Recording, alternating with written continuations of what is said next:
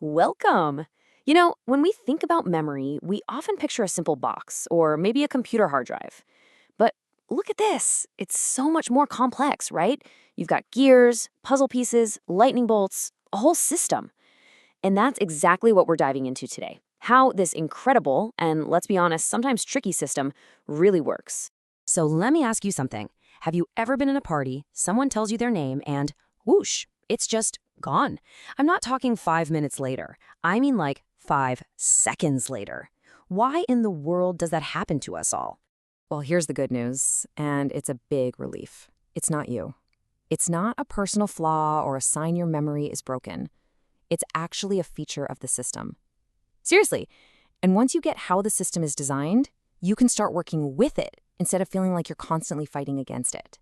All right, so let's start unlocking this so-called mystery of memory. Okay, the single best way to get a handle on your memory is to stop thinking of it as some kind of, magic black box.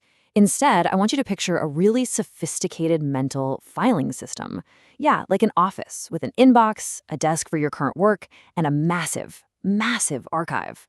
So this mental filing system, it's actually built on what psychologists call the three-stage model. And it's basically the journey that every single piece of information takes, from the moment you see or hear it to the moment it gets tucked away in the permanent archive of your mind. And that journey has three main stops. First up, you've got the sensory inbox. This is where everything comes flooding in. Then it's onto the working desk, which is where you decide, hey, is this important? And finally, if it makes the cut, it goes to the long-term archive.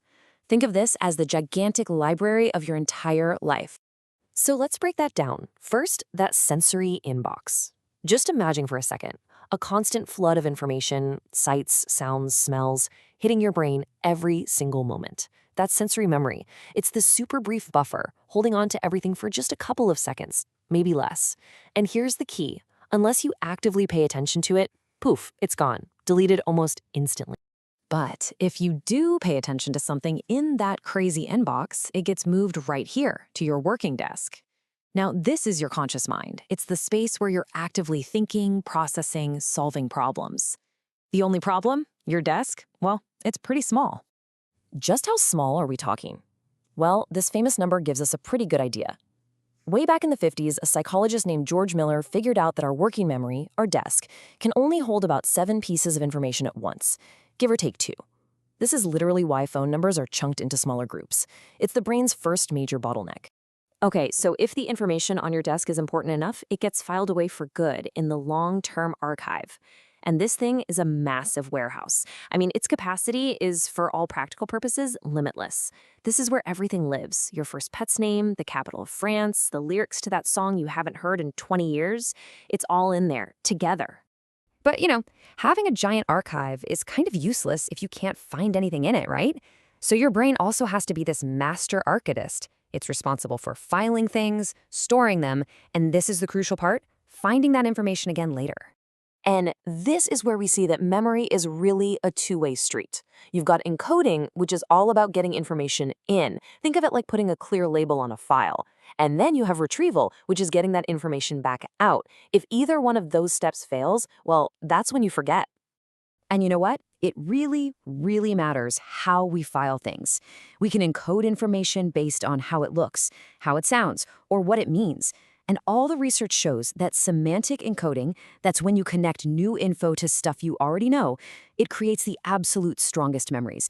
It's like creating the perfect cross-referenced file label that's impossible to miss. Right, so between putting the label on and trying to find the file later, there's this step called storage.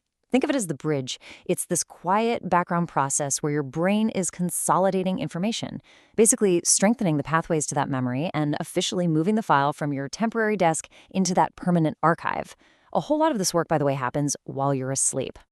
Okay, so if the system is this organized, why on earth do we forget things all the time?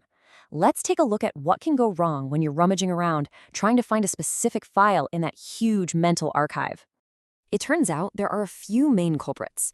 First, you've got decay. This theory basically says that memory traces just fade over time if you don't use them. The ink on the file label just disappears.